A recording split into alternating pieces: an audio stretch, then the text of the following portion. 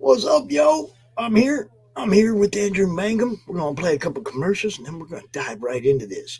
But while you're waiting for that, you can go straight to you. Oh, dang. Yeah. I hate YouTube. Oh, okay. I'm gonna play a couple commercials, then we're gonna dive into this with Andrew. While you're waiting, go check out that banner right there. It's pinned to the top of the YouTube chat. Go check this out and look at Andrew's cover while you're waiting. Check it out.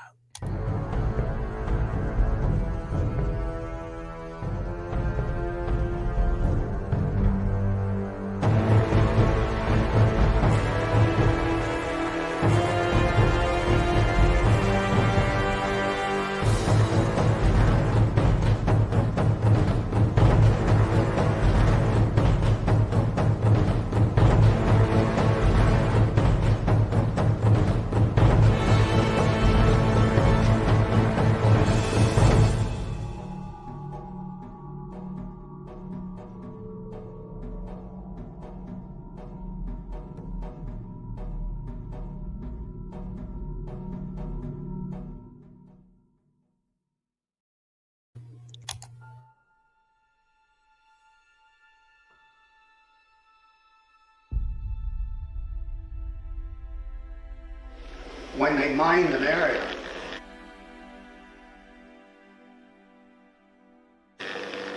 they put down yellow tape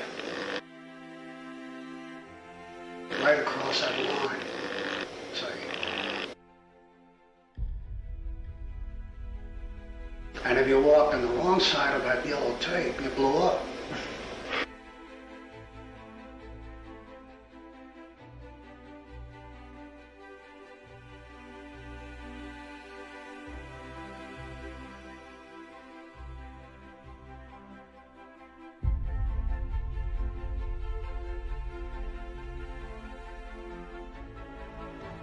Strange Tales 136. I remember it very clearly, and that was my first exposure to Kirby.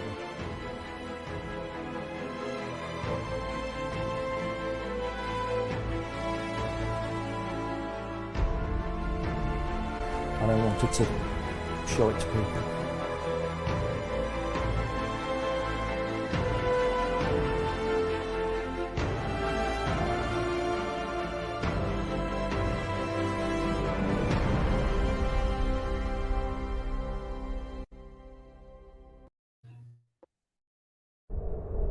In a world ravaged by monsters, a new evil has risen, poisoning the land and threatening humanity.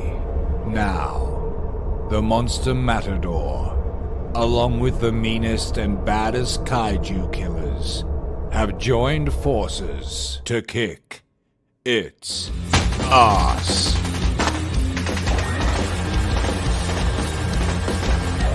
Monster Matador, Afropocalypse.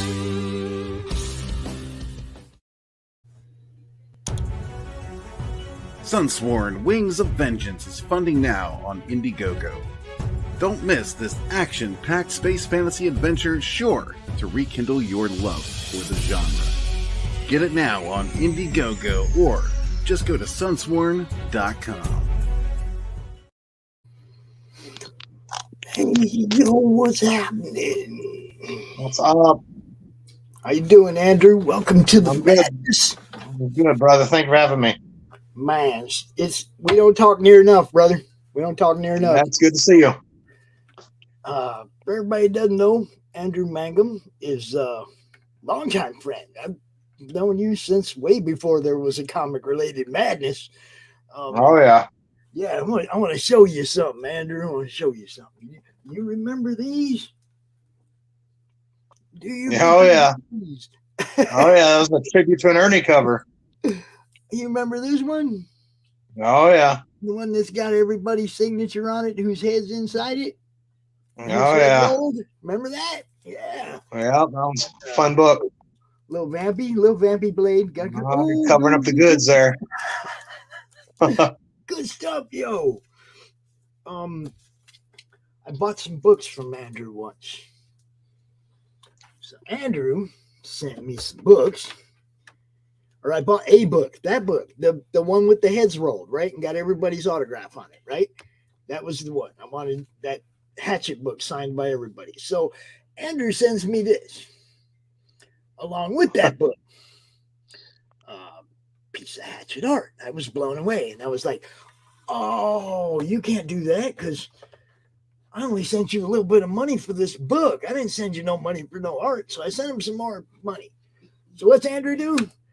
He loads up some more comic books. He sends them to me. I'm like, I can't get a head on this guy. You know? Just paying it forward, brother. Dude, been my friend ever since. I was like, I was blown away. You came right back with more books. I was like, no, I was trying to give you money for that art, dude. What? Dude, you got to be cool and gracious to the people that bless you, and you collecting my work and even appreciating me blesses me. Man, dude, been a huge fan. And you've got credits and credits and credits and credits, but what do you want to talk about first? You want to talk about current events? You want to go back and work our way forward? How do you structure this? I don't know. I kind of want to pimp out my cover that I got to do with Bill Mouse for his new Nira-X book. Absolutely love this, and it's an honor to be on that book with Bill. That book means a lot, and Bill's easily one of my top 10 favorite creators that I've always admired his work. So to have a cover on his book means a lot to me. My son Gabriel's actually has a pinup in that book and is doing sketch covers along with me that's available through the Kickstarter campaign. Yes. So everybody go get the Andrew Mangum cover and get a sketch cover from me or my son. Right there, yo. Physical reward, $20. Andrew Mangum variant cover. Yeah, check that out. Bill did an amazing job on that.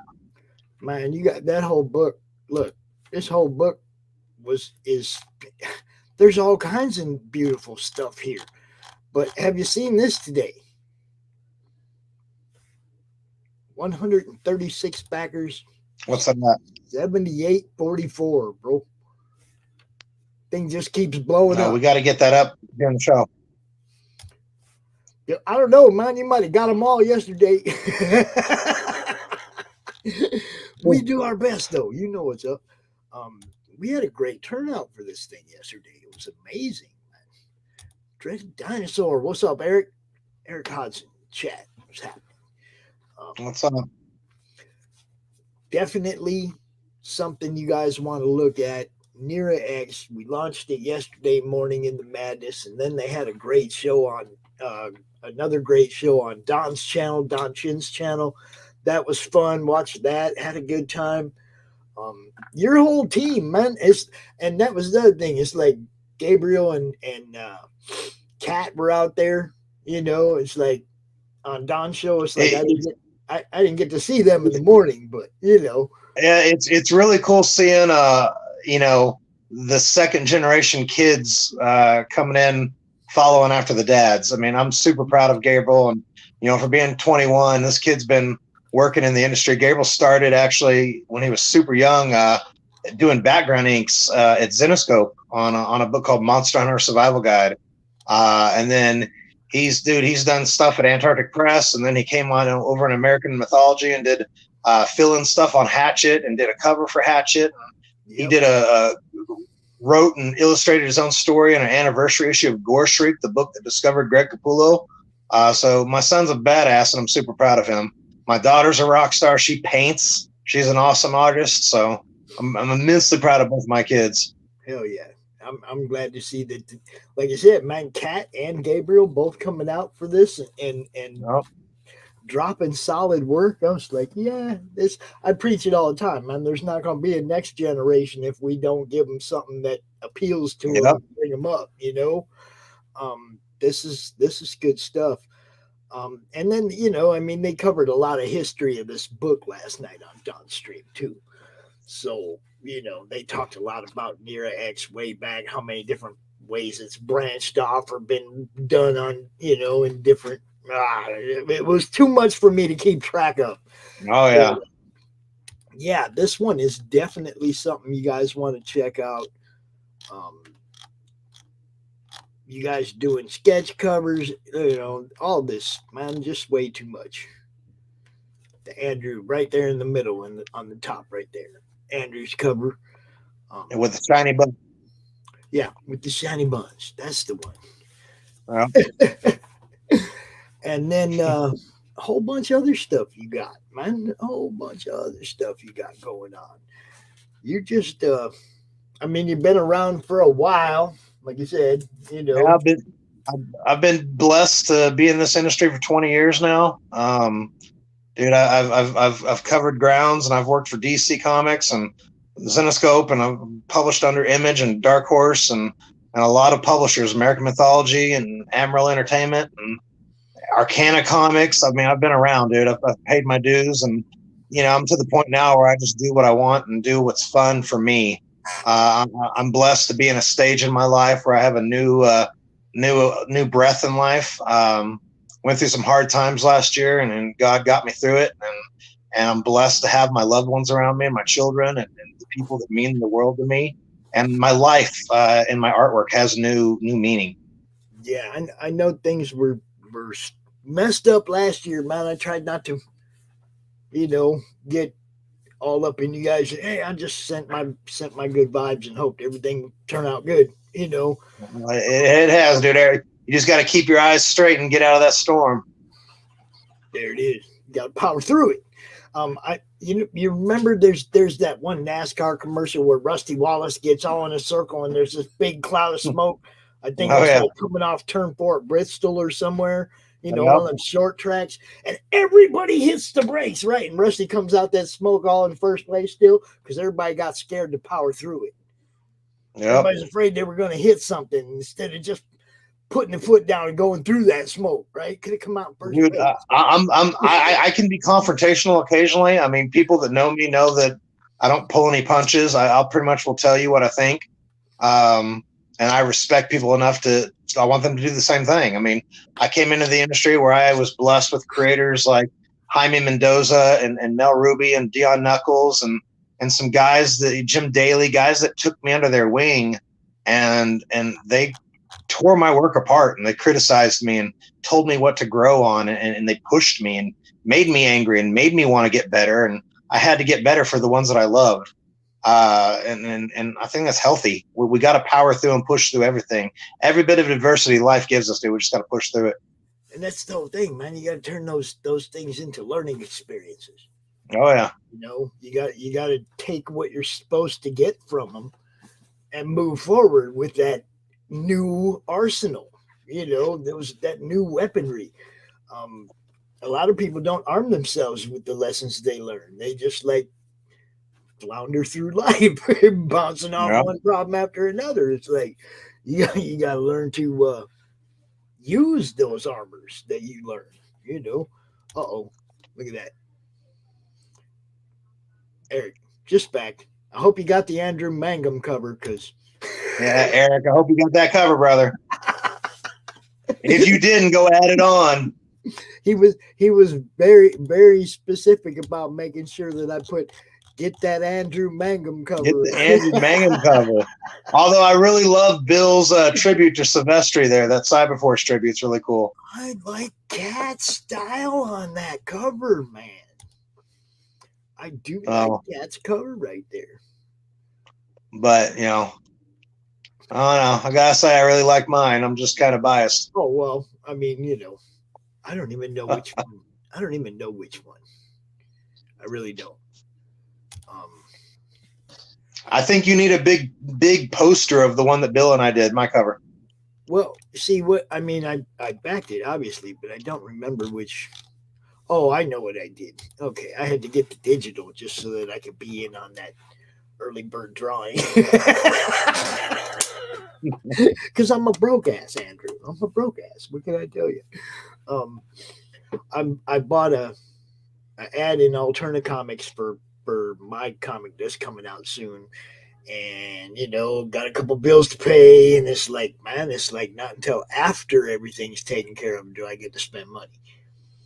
You know what I mean? Oh yeah. Pay all the bills first. I'm trying to get some. I understand. I'm having some flyers printed because I got 2 live cons that I'm going to in the next 2 months, I'm going to be handing out flyers. I'm going to be, trying to do anything I can to increase the reach, doing interviews on the floor of a con is so much fun, Andrew. Oh yeah. I'm just walking from table to table, introducing myself to people, and just up and down the rows, man. If it looks like somebody that I can help or promote, I'm in their face. Oh, what's up, puppet fans and comic related madness? What are you doing? And I got my buddy Brad there. He's got his camera. We ask him if they want to do a live interview. We put them right on the air during, right into the madness right then.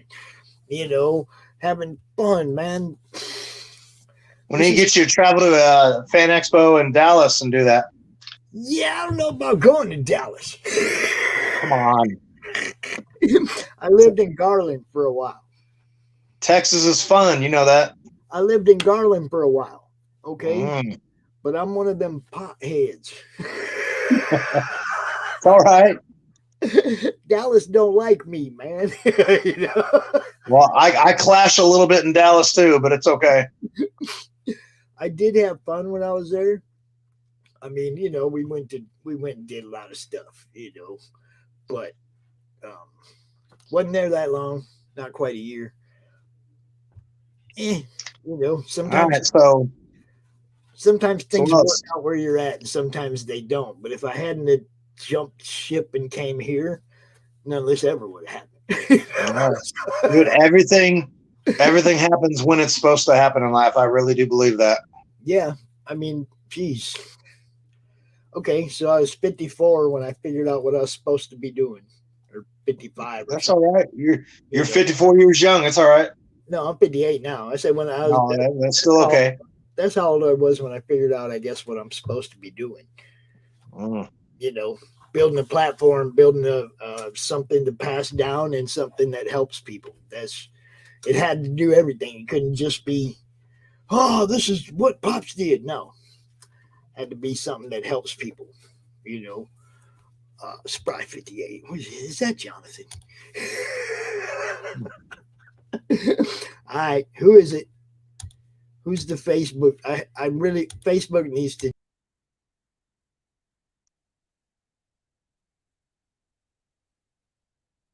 Where'd you go?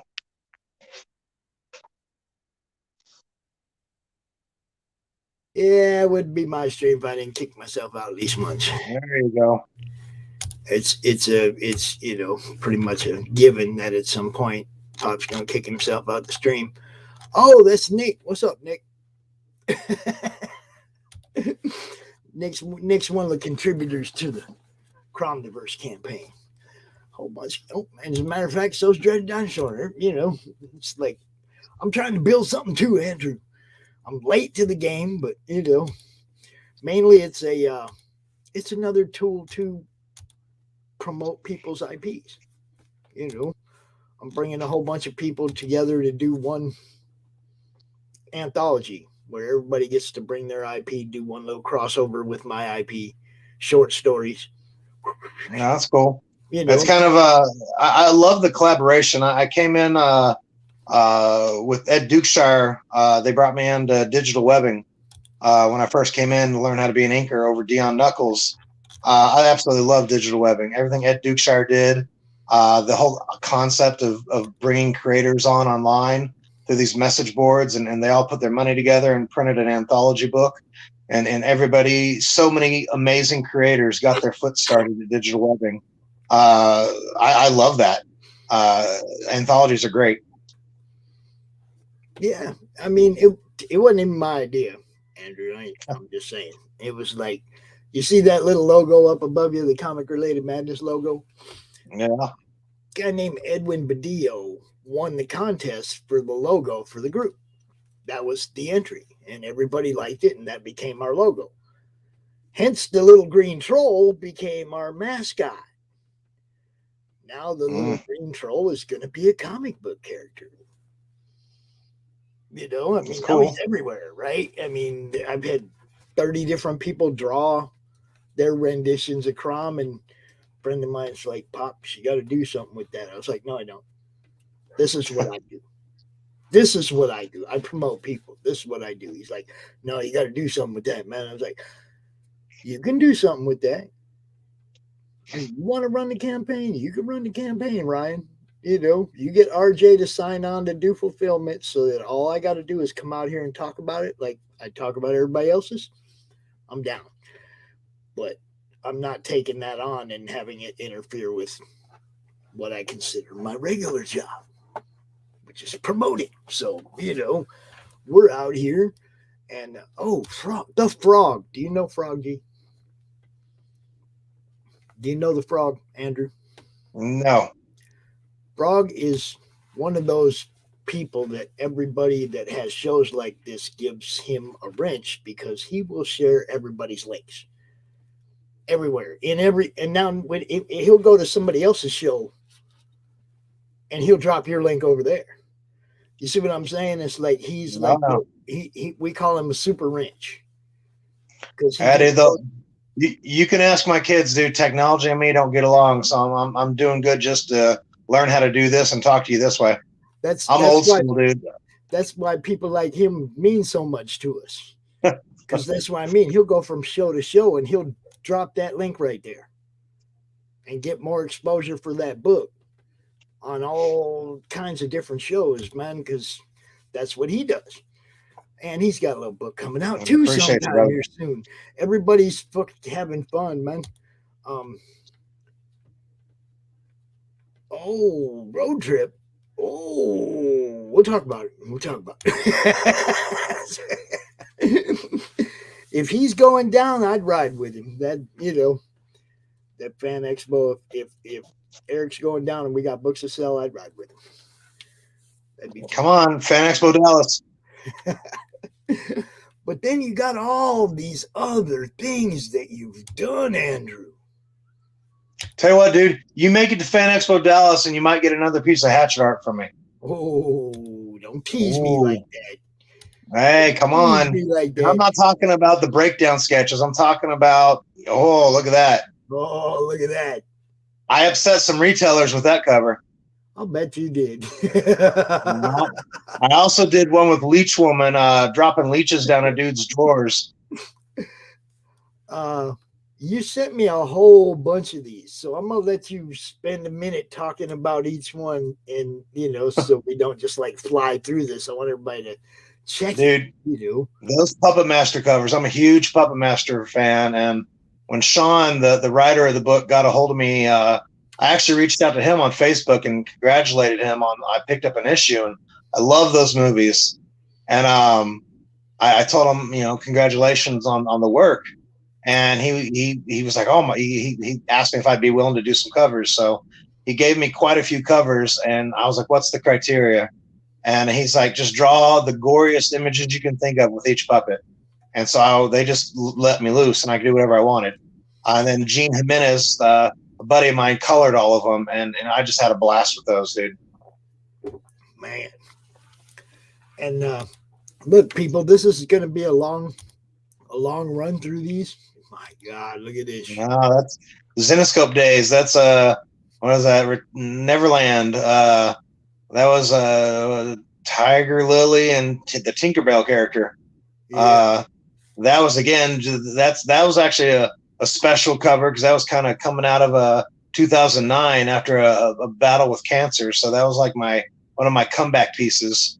And that was actually my last cover to do for Zenescope because I parted ways shortly after that.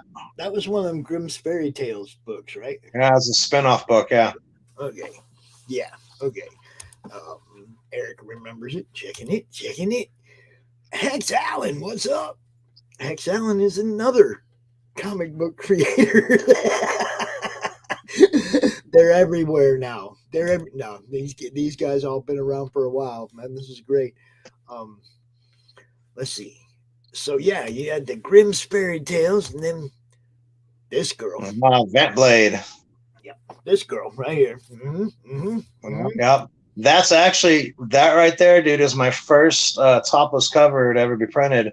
And what's funny is they threw that little danger. Listen, they threw that little danger logo over her for the solicitation diamond because you don't want to piss anybody off with a nipple.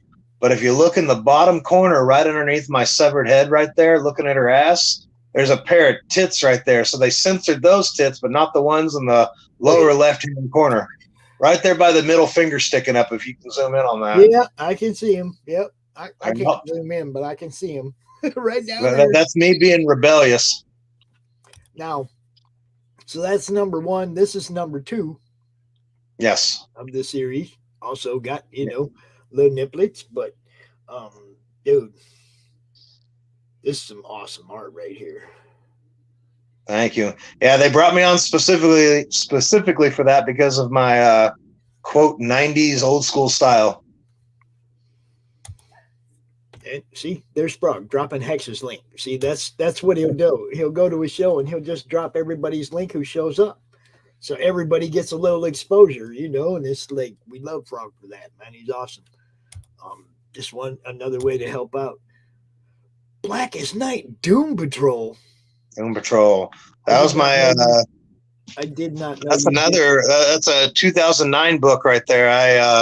That's super special, dude. That was my first book at DC. I got to ink that cover. That book means a lot to me, dude. I actually did that coming out of chemotherapy. In 2009, I had a battle with cancer, and I still trucked on through the artwork, and I had a whole bunch of friends and my brother Dave who put together a charity auction to help me out, my family out, and through all that, the illustrator of that emailed me and was like, "Hey, do you want to come in and ink this cover?" And I got the gig because his regular inker was in San Diego Comic-Con at the time, and I was like, "Well, fuck yeah." And so I got an email from DC, and that brought me into DC Comics for a while. So I love that book. Hell yeah. And I may have that one. That's. Well, see, you make it down to Texas. Not only can you get some free Hatchet artwork, you can get that book signed. Yeah, but I think I got this one coming. I cannot wait to get that book in hand, dude. Razor's Edge Anthology. That has myself and my son Gabriel and some amazing creators in it, dude. My brother Dave spearheaded that book, and I love that wraparound cover, dude. I was joined by Dave Kemp, who colored Marvel Knights and colored Jay Lee on Inhumans, and he and his brother Dan Kemp, they colored on Spawn and Kiss Psycho Circus, and to see those lush, beautiful colors, I just freaked out when I saw that, and that's actually a poster too. Yeah, I got them. Hey, thank you, brother. I got them Psycho Circus covers too, but this was just not that long ago. This is a pretty recent campaign, and I'm sorry, Gabriel. That's pretty recent, yeah. I'm sorry, Gabriel. I had to get this one, bro.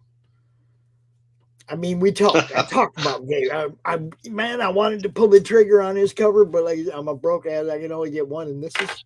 Well, see, again, you make it to Fan Expo. Gabriel will have copies. You can just get them straight from Gabriel.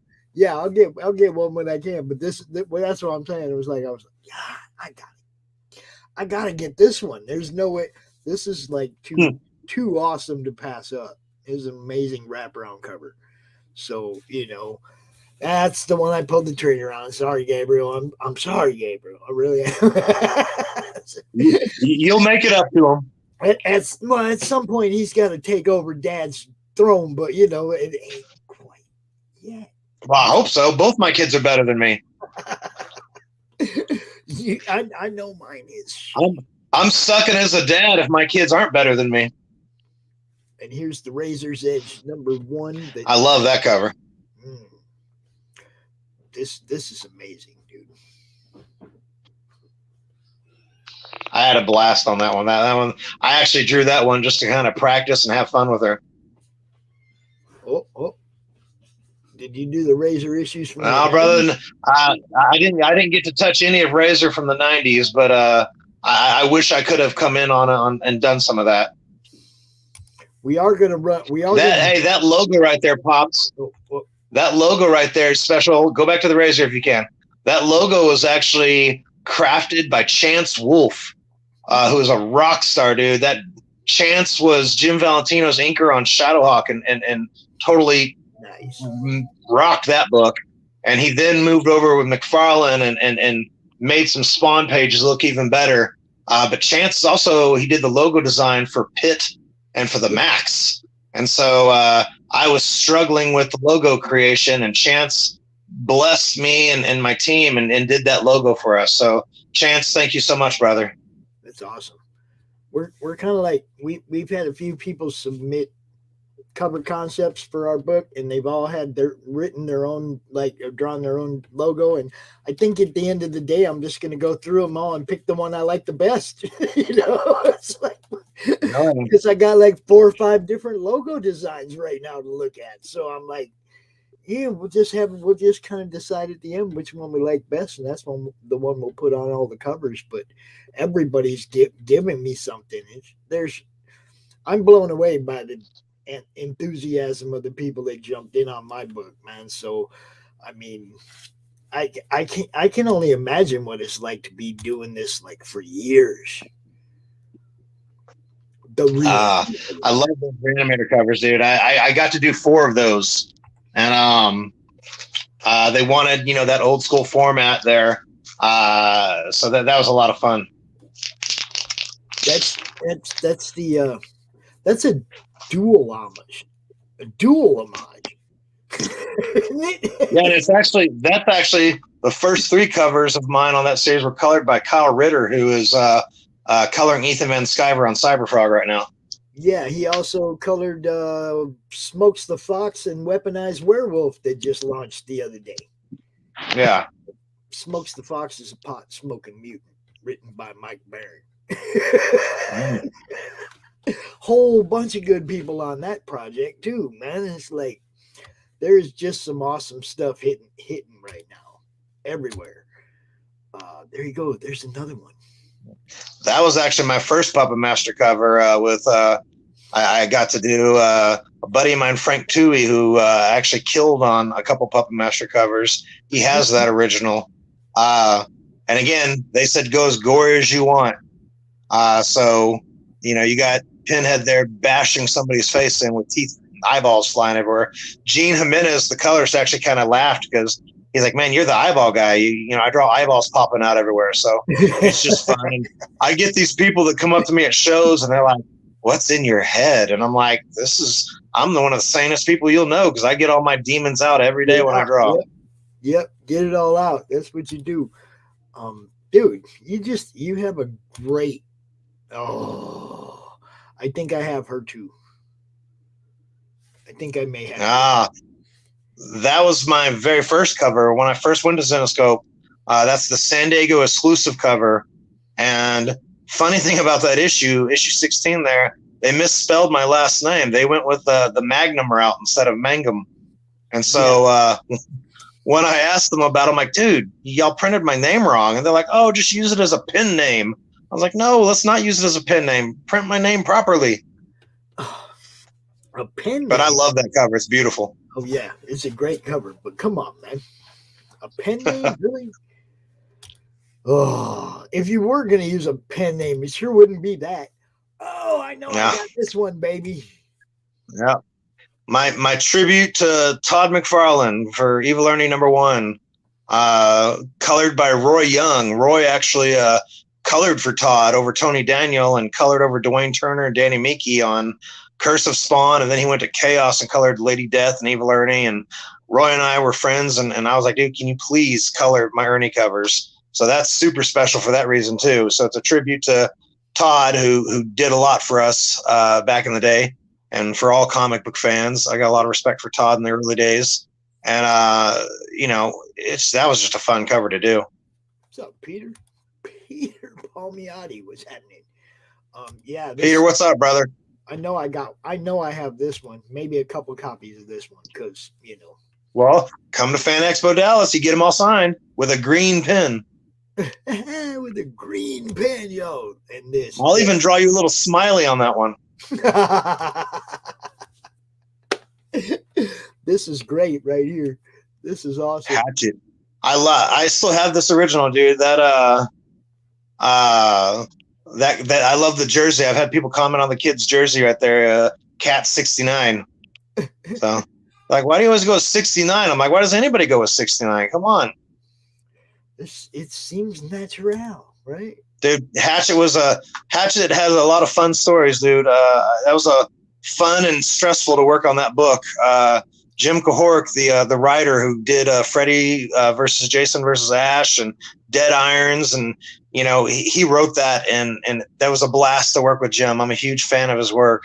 And again, Gene Jimenez, a buddy of mine who colored the Puppet Masters, came in and colored that, and the 3-issue miniseries was special to me. It was really rushed. Gabriel actually came in on issue 3 to help with deadline crunch, and he drew portions of issue 3, and then he actually came in and did an alternate cover for the next series. But the Hatchet was a blast to work on. Now, Frog says always go with 77. You get 8 more, You get 8 more.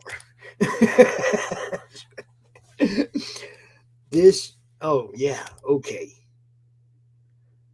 That's my buddy Frank Toohey that I told you about that I killed on some Puppet Master covers. That's him right there getting ripped apart. Now, see, I remember Frank being in that group that we were in when I first met you. Yeah. So I remember interacting with Frank before too. It's pretty cool, man. Frank's cool. Yeah, good dude. I like you if I kill you on a cover, so. You got a lot. Oh, I forgot about this one. See, that one, the original artwork to that, she has a Twisted Sister shirt on, because the Hatchet director is friends with Snyder, and actually one of Dee's sons is in the movie. So I figured, hey, it'd be cool to put Twisted Sister on the shirt. And they're like, oh no, you got to take that off. You got to alter the original artwork. And I was like, no, I'm just going to see if my colors can take the name off. So the original artwork's gone and no longer with me. It has a new home. But the original artwork has the Twisted Sister logo on the t-shirt there of the girl. Nice. Damn. Yeah. You definitely do bring life to this guy, man. You definitely do. Dude, Victor Crowley right there. That I wish I still had that cover. That's the cover to issue 0. Issue 0 I drew, I think, in 2016. It kind of recaps the first film and launches everything off. That issue is very special to me. I went through a lot of hard times in my transition in my life, even in that year. Yeah. And I still have all the original artwork to that issue because I won't sell any of the pages, basically. I think that was when I first met you. But sadly, I let go of that cover. I think that was when I first met you. It was like 2016 or so. Because I know the art I'm looking at you did in 17, and I had known you for a while before I, bought those books from you. So at least since 2016, I've known you. Damn. Feeling old now again. Oh, yeah. Oh, this is beautiful. That right there. That again, that was actually the first piece Gene Jimenez colored over me. Oh, that's very cool, Peter. That cover right there is the first cover that Gene colored over me. Gene colored, he was part of Guerrilla Graphics in the 90s. They colored some stuff at Entity Comics. They colored Matt Martin's Snowman 1944 covers and colored some Creed stuff. And they colored Arachnus and a bunch of books. They worked over at Top Cow. But Gene came in and colored that cover. And that was the first Vampirilla I've actually got to draw on. And to be able to draw a Xenomorph on it was super cool. And we did have to alter something on that because they didn't like the fact that Gene highlighted her nipples. So he had to go take the highlights off her erect nipples on that cover. Man, people's way too hung up on nippity nip. It's just a nip. Yep. I don't get it. You can show gore. But you don't want to show an erect nipple. Oh, I'm just like, come on, man. I've known some ladies that they're always erect nipple. Always. It's always cold in comic books. Yeah, it's this. I mean, come on.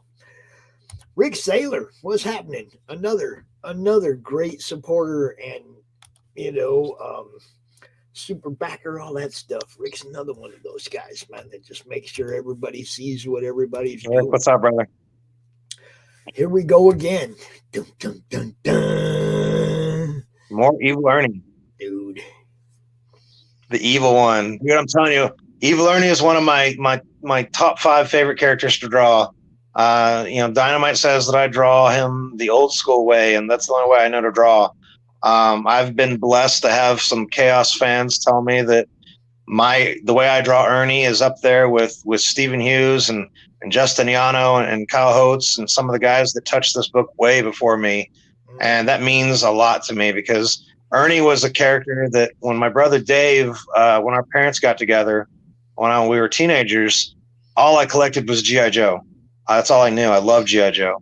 And suddenly Dave introduced me to the world of indie comics and Chaos comics. I didn't really, care for Lady Death. I first dove into Chastity, Theater Pain, and then the artwork took me into Evil Ernie Straight to Hell. And I just loved Ernie. It took me away from, the growing up and the rough parts of being dyslexic and, life. And then through my teen years, it gave me that escape. And, through, again, the battle with cancer, the character took me away with just immersing myself in those stories. So to draw Ernie for me is an escape, even now. And so I love that character. I would love to do my own story one day. Dude, I'll promote the hell out of it. I promise. One day it'll happen. Rick loves G.I. Joe. Rick loves Evil Ernie. Yes. Rick, dude. Thank you, brother. Dude, that right Rick, there. Rick, who's your favorite G.I. Joe character, the good guy? Oh, there you go. Now see, this is interaction. When the guest starts asking Rick, who's your favorite Cobra and your favorite Joe? Come on, Rick. Who is it? What's up, Apex? Yeah, come on, Rick. You can type. Oh, see, Bomb Toaster jumped in there. Dr. Mindbender. Okay, yeah. See, Dr. Mindbender co-created one of my favorite Cobras. Snake Eyes, okay, good choice. See, my all-time favorite Joe was General Hawk. He was actually, as dorky as this sounds, he was kind of my father figure. And Gabriel actually blessed me and got me the original figure carded, and like that made me tear up. That was a special gift. And Serpentor was my favorite Cobra. And another Evil Ernie. I don't think I have. Dude, that Ernie, I actually drew that before it became a cover. And that's actually has a home in Canada now with a buddy of mine, Neil. That was colored by Brett R. Smith. Oh, I got a visitor just popped in real quick to show off a gift that he got his dad. Dude, I heard he was talking about What's this. Up, check that out. Let me see. What is up? Look at that. G.I. Joe. There you go. Look at that. I teared up at this gift. It's very special to me. Nice. For everybody who don't know, that's Andrew's son, Gabriel. He's also a kick-ass artist. He also has a cover on this book. And he would say, check out his cover or get a sketch cover for me. Absolutely. Absolutely. It's good to see you, Gabriel. I seen you on Don's show last night, bro. Good to see you, brother. Yes, sir. We got it. Gabriel wants to do a live stream with you too, just a one-on-one with Gabriel soon too. Oh, anytime, man. Anytime. You guys, look, man, my door's open. I mean, you hit me up, I'll find a spot, no matter what it is. That's just what I do now. So, all right, brother. You know it, Gabriel. We've talked before. You just hit me up. Yeah, dude, that. He will. Absolutely, bro. Past Master Dance. All right, but yeah, dude, that Ernie cover. That Ernie cover right there was colored by Brett R. Smith, who's actually one of the original guys that colored at Chaos 2 back in the color pencil crayon days. So it was cool to have Brett color that cover. That's what I said. I don't think I have that one. That's way back. Well, if you come to Fan Expo Dallas, I got copies of it. You can get it. Yeah. Come on, Pops. Road trip. You think I could get press passes? Probably.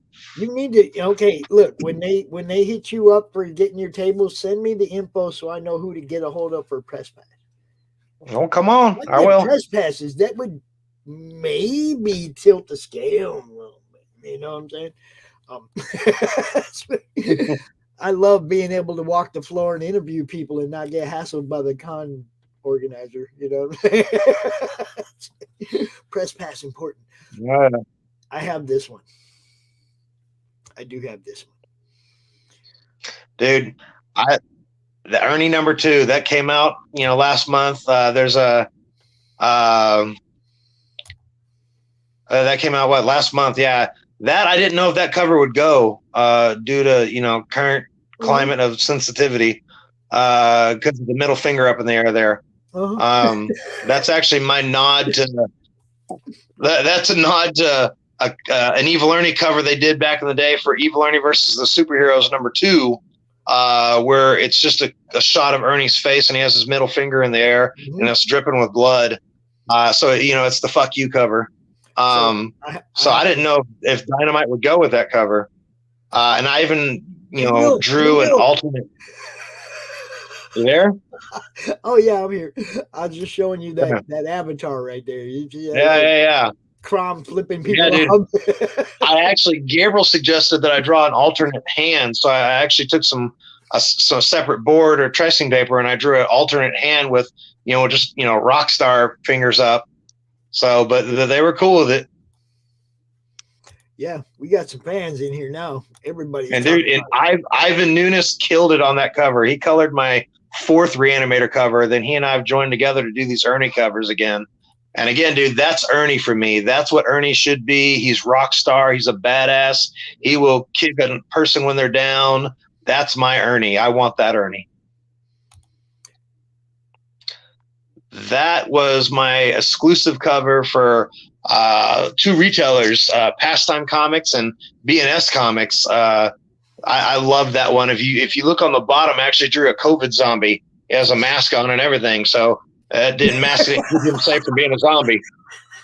He's got a mask on and everything. Why does a zombie need a mask? I'm just saying.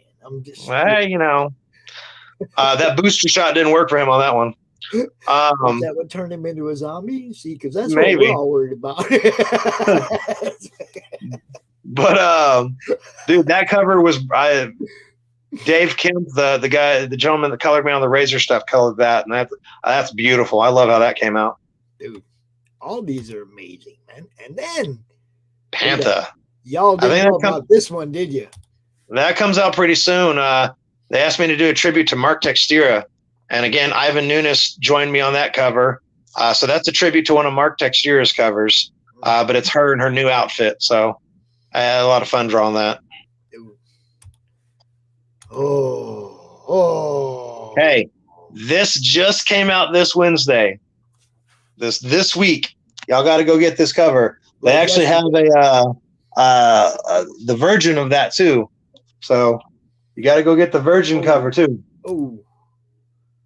You see it? That's a little gleamy. Very nice. Very nice. But that's a special cover, dude. That's my tribute to Eric Mock and Brian and Steven, the guys that started the chaos for us. A lot of people were a little touchy with the chaos stuff. And I understand that. I'm a chaos fan. But I'm just drawing the fucking Ernie that I want to draw, that I want to give back to the fans. And so I hope that the fans that know my work and love the original Ernie understand my respect and my love for the character. See, this is what's happening to me. People popping out the woodwork and saying, "I'll do something." Hey, man, you can do one for this campaign. We're still wide open to stuff. So just hit me up later, Apex. We'll talk about it, bro. That's what's happening to me left and right, Andrew. Every day, if somebody's like, "Can I write a story? Can I write a story for it?" Yeah, sure. Hurry up, though. It's like, I'm having way too much fun right now. I don't think I was supposed to have this much fun. Dude, I'm looking at all this stuff and I'm like, oh, there you go. There you go. That's the one. You all need to go back that book. Get the Andrew Mangum cover. Show Bill that you want more of my work on his book. And Rick says he can definitely see the respect for the original Evil Ernie in your drawings, in your covers. So appreciate Rick, thank you so much, brother. That means a lot. I mean, people say that I'm just, playing around, but I really do mean it. That character is one of my favorites, and that's all I want to do is just be respectful to the creators that did this before me, and I'd love to do a Lady Death cover one day and show respect to Steven and Brian the same way. Yeah, he just did a submission thing. He just asked for submissions for cover. My thing is, I've been doing this for 20 years, so you see my artwork, ask me to do it, and I'll do it. Yeah. Well, I mean, I'm not necessarily talking about you because he knows who you are, but you know what I mean? It's like he does reach out and try to grab some people in. I do appreciate that about him because, I mean, when he does something like that, the greatest unknown can be found. You never know who's going to pop out being the next awesome guy. And hey, you want to know something really cool? We touched base a little bit about that Nara cover right there. Back in the day, I submitted, and I didn't bring this up on Don's show, but Don knows about it, and Bill knows about it. Back in the day, I did some Nira-X fan art. I actually drew it on like 8.5 by 11 copy paper, and submitted it into Entity Comics. And I got a letter back from Don saying that he was going to run his fan art, and I've never seen it see print, and that just. I felt like I hit big time and never got to see it. So whenever Bill was cool with me doing this cover, I was like, hell yeah, this is better than fan art. I also, big fan of Don's. I have the BeardZZerker she cover. I have the 2 or 3 of your trading cards because I keep winning contests on Don's channel. He keeps giving me stickers and cards. Just like, I already got that. Yeah, I got a lot of respect for Don. Don, if you look at what Don did, Don and Bill and everybody that they brought into Entity back in the day, they did a lot. Yeah. They brought Matt Martin over and they republished his Vortex books, and they did some Snowman stuff. I mean, they did a lot for comics. They published a lot of creators, and they opened up a lot of doors. I mean, I got a lot of respect for guys that busted their asses in the 90s. I missed comics from the 90s. I think we need to get back to that aggressive, competitive energy where we all pushed each other to conquer. Yeah. And make cool shit. I like the friendly competition. Like you see it, you see it in CG. You see a lot of it where they're, doing different, like the race to 1,000 subscribers for the YouTube channels, and just all kinds of stuff that is designed to increase everybody's footprint out here. She gets seen more and more and more, and I love all that all the crossovers, all the competitions, all the everybody like, my book's gonna fund bigger than your book, and it's all in fun. It's not like they're not hateful about it. They're all having a good time. The fans have fun. The fans buy books. The fans, we got to do it for the fans. You get a lot of these guys, dude. You get a lot of these guys that I feel like they rip the fans off. Yeah. Some do. I think they rip their fans off. They everything from charging from signatures to just being rude to their fans, and that stuff just bums me out, dude. It's just like we have to have our fans. You know what I mean? We have to have the people that appreciate our work. If not, we're just drawing by ourselves. You get these artists that feel like they're still rock stars, and they charge an arm and a leg at shows for an autograph, and then, dude, when they go to the grocery store on Wednesday following that convention, they're a nobody. Just be cool to your fans. That's all I want these guys to be. And that was why I led this show with telling everybody how I met you, or how that first interaction with you was. It's like I bought a couple comics, and you sent me a piece of art that you said right in the note. This might see published someday. This might see print someday. And I was like, really? You're sending me a piece of art that you plan on publishing for free, for basically just for being your fan? I was freaking blown away by that, dude. And it is in this book. Yes, that book. See, the one I have to go to Dallas to get. Yeah, that book right there, dude. It's amazing, man. You like you say, I was a fan of yours from the beginning. You gonna show it. You're gonna show it. Oh, Is that one, right? yes, yeah, that's the one, man. On my Hey, wall, come right on. in front of me. I love it. I look at It's that waiting on you. day. Dude, Oh, I'll even draw you a sketch on the inside cover, the back inside cover of that thing.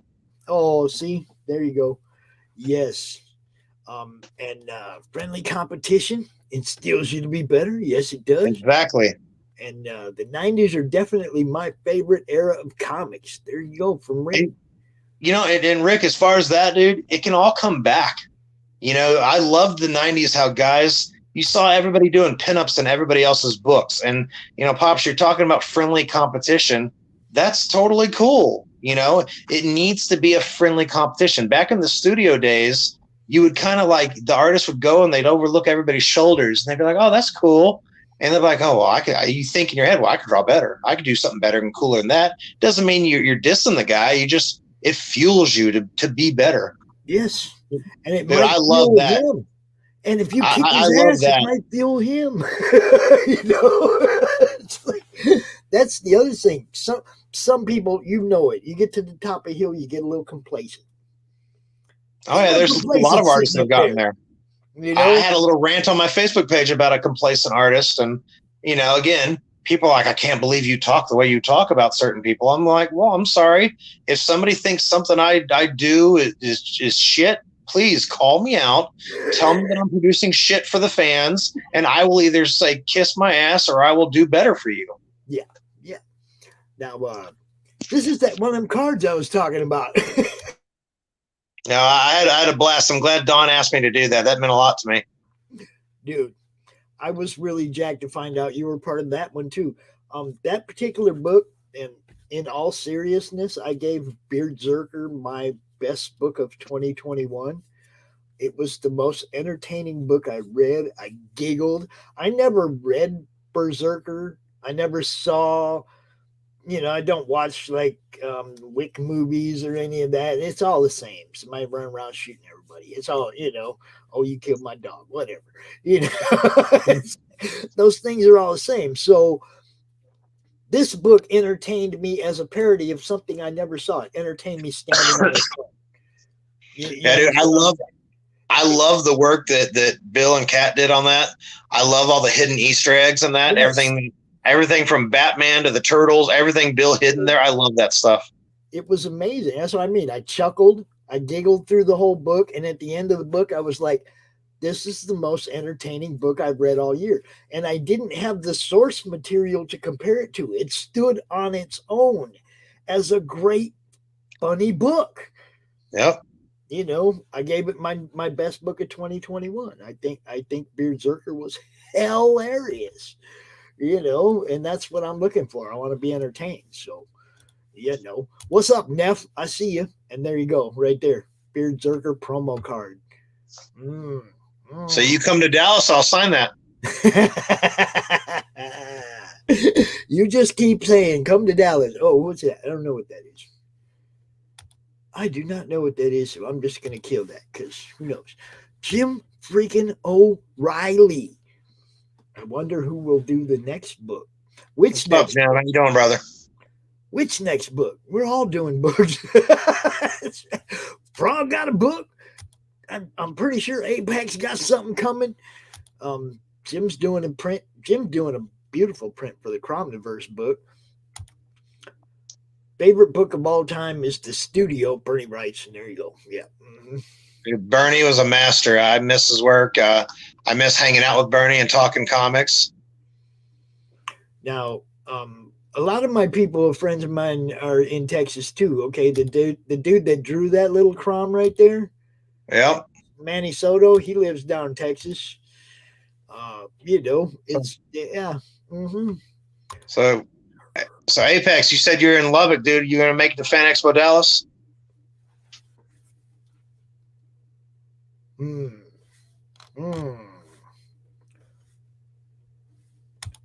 Andrew, do you have a Twitter page? I think Gabriel runs it. If I do, I don't really keep up with that stuff. He already claimed boomer status. He ain't.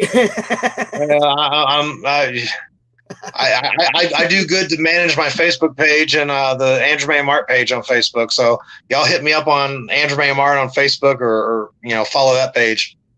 Yeah, it was kind of funny because Andrew hit me up. Now that I've done this thing, let's do a show together. I was like, because he had just done StreamYard with Don yesterday, and it's like, now that I feel comfortable doing this, let's do a show. All right, let's do a show tomorrow. Okay. that easy, huh? That's what I mean. It's like, people, you just hit me up. I'll find a place to put you on a show or put you out here. That's what I do. So, when is Fan Expo? June, I believe. I'm not sure. I wonder how much money I can make between now and June. Everybody buy my merch. Buy that merch. By June, I might even have books in hand to sell. Eric, are you listening? By June, we probably have books in hand. Donate blood, plasma. Come on. Well, no, see, our book is launching on March 25th. So, it runs to 30. We fulfill it. We probably have books in hand by then to go sell. Oh, come on. Them wheels turning. They're always turning, man. Somebody will talk to me about something and I'll be bothering them for the next 20 minutes. Shit rolls through my head about it, Big giant light bulb went off in my head the other day. I had to get right with Ryan and go, we need to do this on the campaign. We need to do that on the campaign. June 17th to 19th. Thanks, Kelsey. Thank you, Kelsey. Very sweet. Oh, Craig, live it. Yeah, buy Pop's merch. Where do I buy Pop's merch? I think it's not the pinned post, but the one right below it at the very top. I think I put it up there. It's in the description as well. There is all kinds of stuff. There's F. Danny hats. There's Let's Go Brandon hats. There's all kinds of stuff in the Madness merch. Hey, I didn't know we were going to talk about going Brandon. I actually in the merch store have one of those pops pointing at the word bubble, and in the word bubble it says "Let's Go Brandon." I'm one of those guys, man. I get an idea, like there's the F. Danny shirt, right? There's the Let's Go Brandon shirt, or Let's Go Brandon hat right there.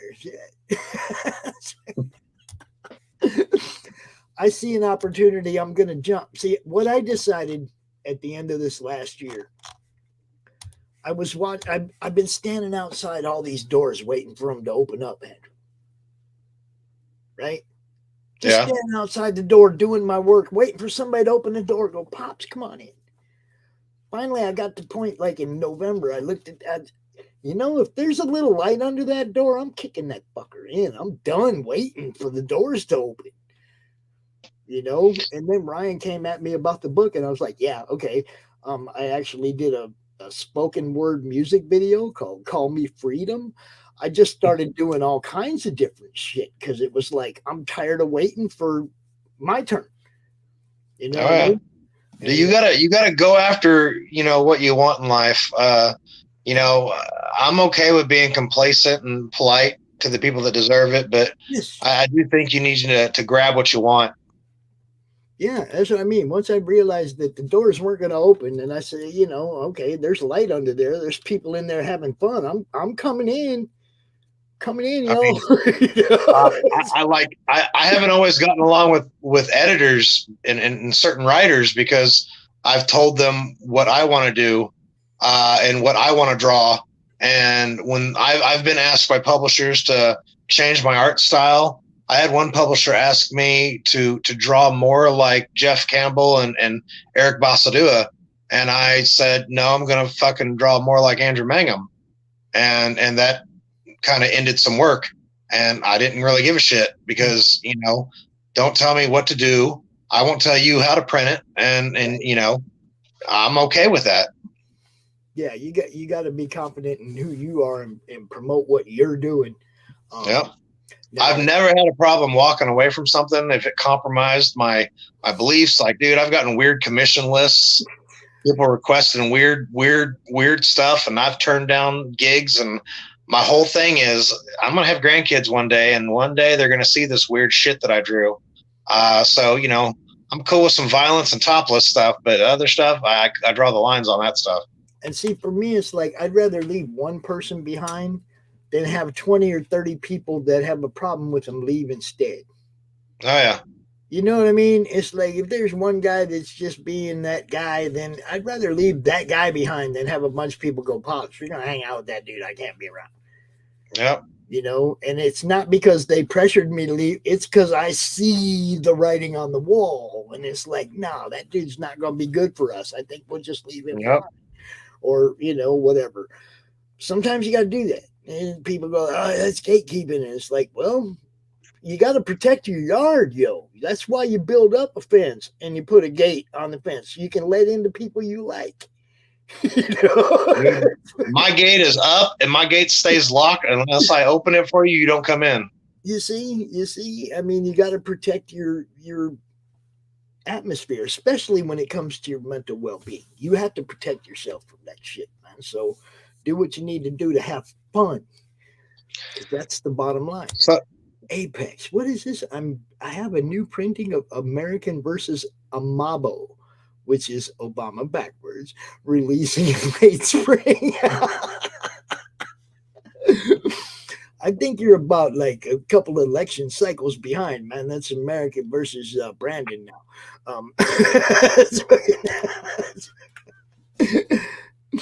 Oh, yeah. I had an indie publisher ask me to draw like Jim Lee. I said, dream on, pal. There's somebody in the chat that can actually draw like Jim Lee. That's crazy. That guy right there. I have a After Jim Lee Suicide Squad original piece on my wall that's fucking after Jim Lee. You know?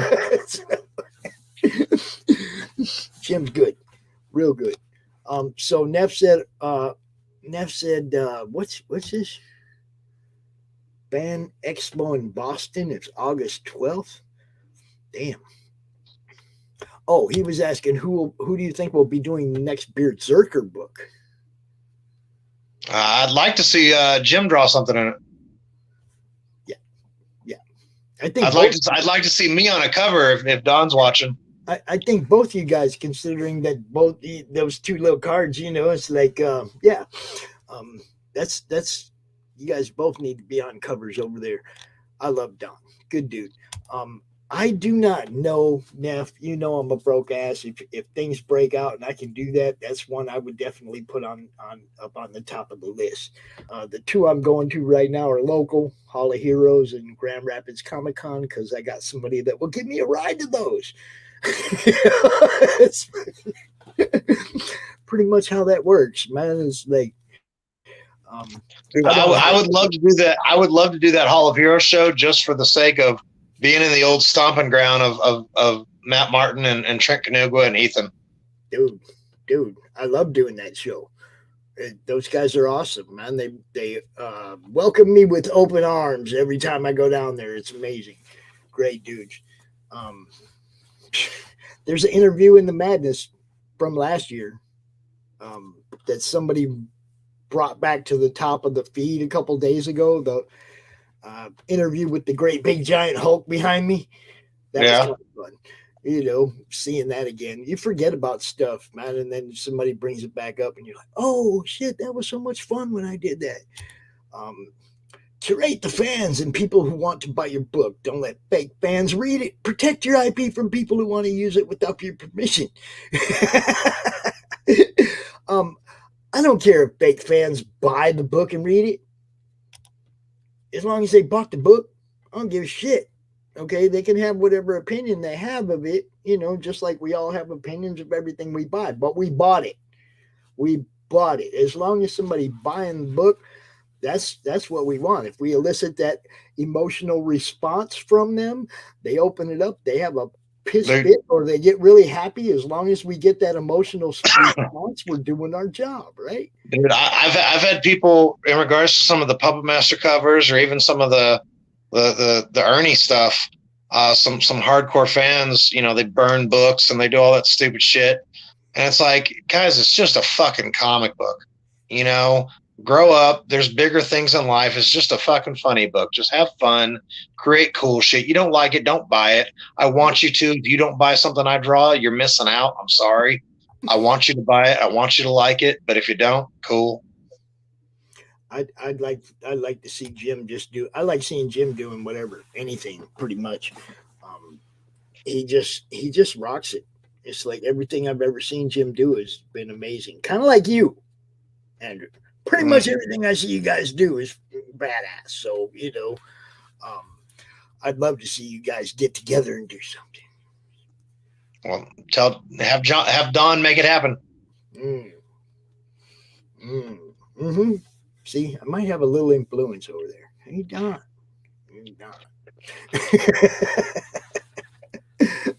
I'm having a lot of fun, man, but I don't want to keep you out here too long. We've been out here over an hour. It's amazing. That's cool, dude.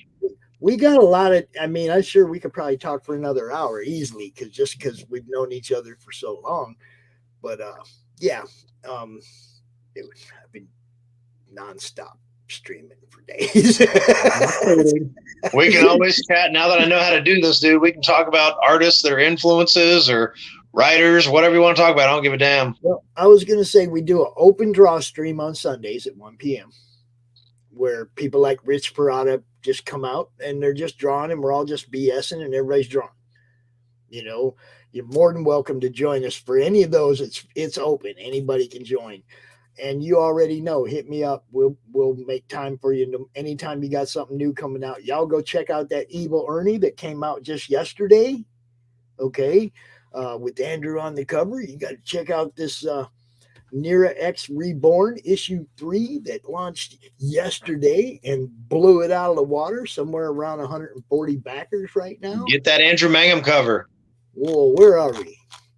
137 backers, $7,879. That's what I'm talking about, man. That's what I'm talking about. Y'all go. Thank you guys so much. Simp Harder Pops. Look, I've been friends with him for a long time, dude. Long before there was a Madness or a CromCon or any of that. I've known Andrew for quite a while, so it's not really simp anymore. We're kind of buds. He's over here trying to get me to come down to hang out with him at Dallas Fan Expo. It's like I don't think if I was simping for him, he'd be trying to get me to come down there. I think that's a friend thing, right? And yes, Andrew does great work. There's no doubt. Every time, Andrew, you got something to show off, man, you let me know. We'll bring you out. Again, dude, I got, the Ernie stuff that's coming out. I got that Pantha cover. I want my Nara cover to do good for Bill. You're going to see some creator-owned stuff from me pretty soon. It's stuff that I've kind of kept hush-hush. I think creator-owned books are kind of like a baby developing. You don't want to release it too soon or it's not going to grow and flourish. And when my creator-owned project comes out, it's going to be something that is aggressive and fun, and you either like it or you hate it. I don't care, because it's something I enjoy. That's why I'm drawing. I'm drawing stuff that I want to draw, and the right people will pick it up. Yeah. So, yeah, it's something I miss about just real quick, it's something I miss about the 90s. We talk about 90s and artists and fun comics. Back then, dude, guys, they kicked ass. They drew comics because they wanted to. They didn't care what people thought. They just drew. They had fun. They had all these exploitive covers. They competed with each other in a friendly way. And it was rock star. It was aggressive. It was fun. And then it just died. And it died because people let it die. And we need to bring it back. You look at guys that, that are bringing back fun comic books, all the independent stuff, the crowdfunded books. Dude, the mainstream media, it's all tainted by ads and all the corporation crap. And all these creators are starting to take back the industry by doing stuff their way. And that's the way it was done originally. We've all lost sight of why this is happening. We need to make cool shit for the fans. We need to make the shit that we want to make. And that's really what this is all about. Now, I wanted to let you know, Nefari is here. He has a show called Global Frequency on YouTube. He also does interviews, has a huge audience. I think, does Apex got a show? I know Peter does a show. I can't remember if Apex does a show or not, but a lot of these all y'all just hit me up on my Andrew Mangum Art Facebook page, and let's set up a time to talk. I'd love to talk with any of y'all now that I know how to do this. Yes, that's what I was saying. It's like basically once we get you out on one of these shows, then we all pass you around like a fatty, bro. That's fine, dude. I'm talkative and I'm opinionated, and I've tried to be careful of what I say. But I'm always going to be who I am. No, you're good, man. It's like you're one of us, bro. You really are. I mean, it's like you're an American, and you want things to be the way they're supposed to be. There's nothing wrong with that, man. Like, dude, get this. The climate has changed so bad at shows. I was at a show, and I actually had somebody come up to me and with the person, they were like, if you weren't one of those NRA guys, I would totally like your work. And I looked at this person, and I just kind of shook my head. And I was like, wow. I was like, well, I'm sorry that the freedom that my forefathers and my families and y'all's families have fought for our freedom to choose what we want to like and want to read. I'm sorry that freedom offends you. And so since you have the freedom to not like my work because I support our freedom, I have the right to tell you to fuck off. So they didn't really like that comment because they weren't expecting that. But, Exactly. we grew up in a time where we were unapologetic, and we were aggressive, and we stood proud for what we created. And we need to get back to that. I can't believe that this is the South Park generation. Dude, it trips me out to look at the generation of kids that have come up underneath the Gen X generation, the generation of we don't give a shit, and then we raised a generation of crybabies. I'm just, everybody's offended by everything. It makes me nauseous. Yeah, I mean, that's what I'm saying. It's like you pretty much fit in with our crowd, man. A lot of these people are going to be hitting you up to come be on their shows. Hey, real quick, Pops. I had this lady one time at a show about the Puppet Master covers. She came up to me and she was like, do you let your children see this stuff? And I was like, let them see it. Hell, my daughter Ava even co-inked one of the covers with Blade on it. And like my kids have grown up around my artwork. I go, lady, let me paint you a picture. If I draw a picture of Conan the Barbarian cutting off a dragon's head, it is pure fiction. It is a piece of paper with ink on it. It's imagination. There's no difference in that and Tom and Jerry beating the hell out of each other. If your little kid goes and gets a kitchen knife and hacks off your cat's head, you fucked up as a parent with teaching your child reality and fantasy. Yep. Because I watched Tom and Jerry beat the shit out of each other, and Bugs Bunny shoot Elmer Fudd in the face with a shotgun. Not a single fucking time did I go do any of that. Yeah, hammers and everything. Wham! Yep. So we need to get back to that, brother. Yeah. So, hey, any of y'all that want to have me on, just hit me up on my Andrew Mangum art page. All of you, please go to Facebook. I know that's old school and barbaric now, but go to Facebook and like Andrew Mangum art, please, and share it. The madness. You can find him in the madness. And like and share my page, and y'all hit me up and send me a private message and a link to how to log into your show. Because again, I'm learning this.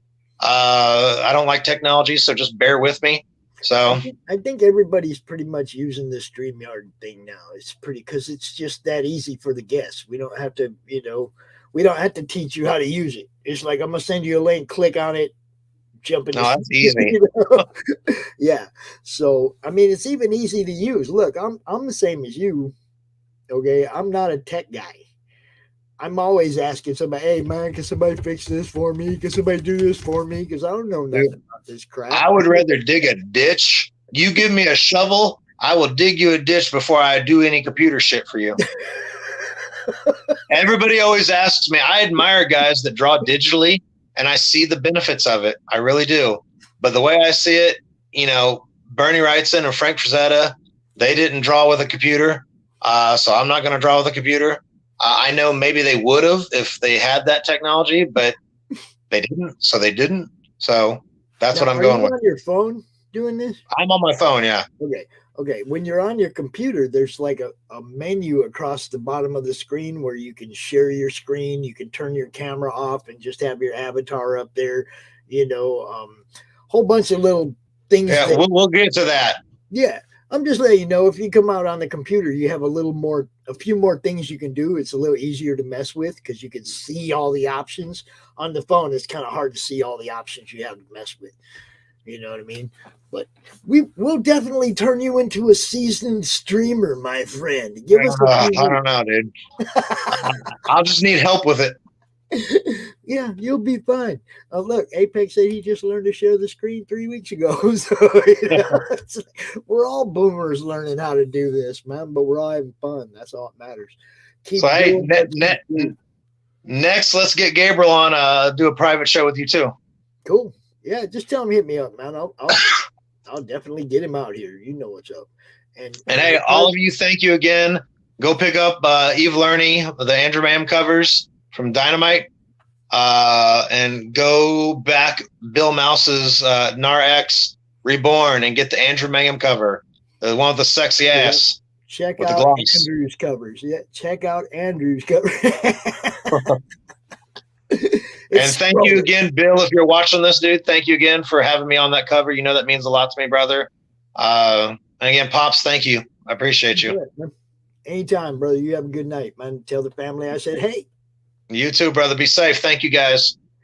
I'm going to do my thing. I'm going to play some commercials. I'm going to get out of here. We're going to start with this. Brother. Night. Thank you. Peace, man.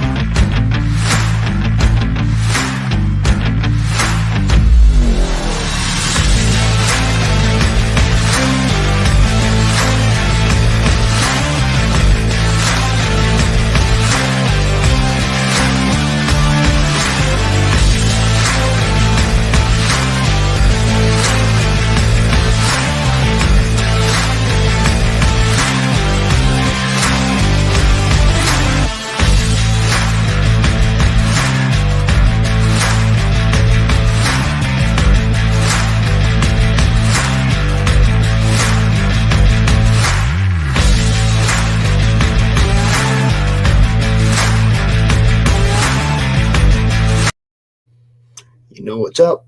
2/22/22, first annual Comic Books for Kids Day. Stay tuned to this network. We're going to have a blast. Author Cindy Kepp is writing on the edge. Books include Remnant in the Stars, The Loudest Actions, Lines of Succession, Mindstorm,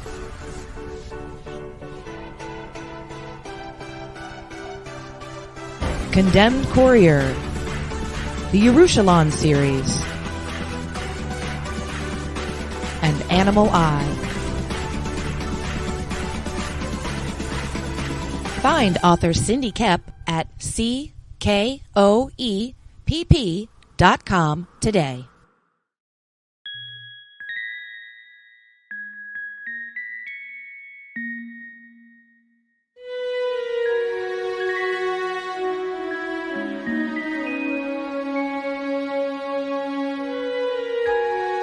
Secrets, trust, worth. The bond between souls intertwined within otherworldly intrigue.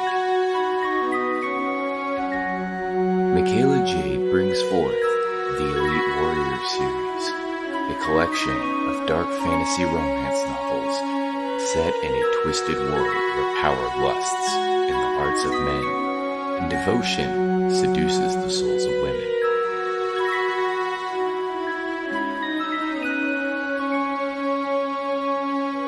Warrior's Secret, Warrior's Trust, and Warrior's Worth. Available now at authormichaelajade.com.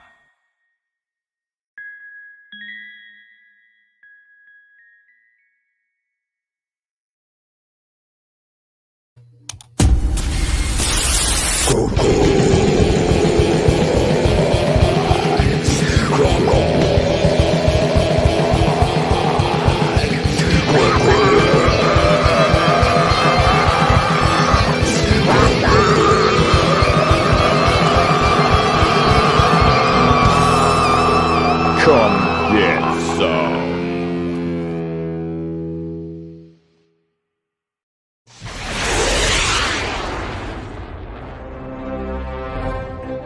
From author Brian K. Morris comes a classic hero in a high-flying, fast-paced, and action-packed steampunk adventure. The original Skyman battles the Master of Steam with an introduction by comics icon and historian Roy Thomas. A Rising Tide, an Ace Comics publication. Available now in print or digital format on Amazon.com.